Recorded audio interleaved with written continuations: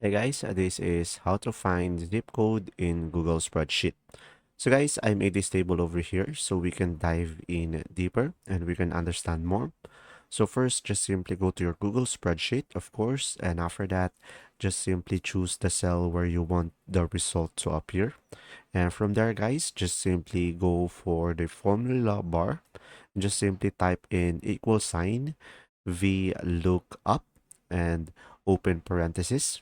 And from there, just simply enter the zip code that you want to find. And after that, just simply enter the range of cells that contains the zip codes that you want to search.